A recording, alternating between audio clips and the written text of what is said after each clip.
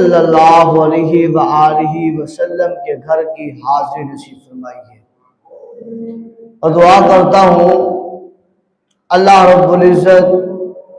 تمام عاشقان رسول کو اپنے گھر اور اپنے محبوب کے گھر کی بات اب حاضری نصیب فرمائے، اور جہاں جہاں تک آواز پہنچ رہی ہے گھروں میں بیٹھ کر سننے والی ہماری مائیں بہنیں، ہماری بیٹیاں جو عشق رسول اپنے سینوں میں جلا کر رکھتی ہے، عشق رسول کی شمع کو،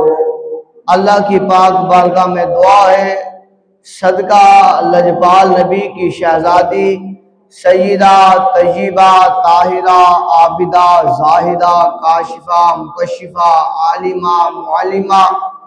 حضرت سیدۃ النساء خاتون جنت خاتون اول حضرت فاطمہ الزہراء سلام اللہ علیہا، آپ کا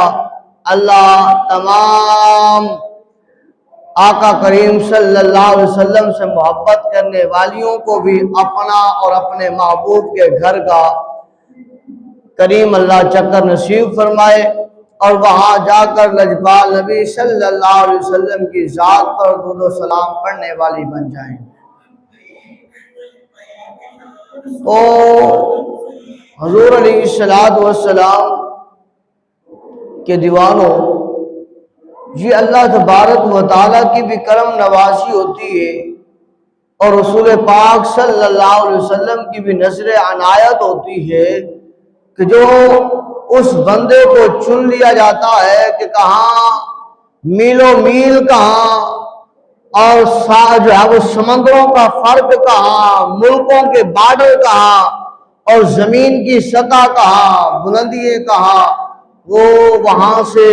نکلتا ہے، گھر کو چھوڑتا ہے، بچوں کو چھوڑتا ہے، والدین کو، عزیز اقربا کو، اپنے معاملات کو چھوڑتا ہے، ترک کرتا ہے، فقط اکیلا ہو کر دو چادریں لے کر، ایک چادر تہبند کی صورت میں، ایک چادر کا قمیض والی جگہ کی صورت میں اوپر لپیٹتا ہے، سر کو ننگا کرتا ہے، پاؤں کو ننگا کرتا ہے،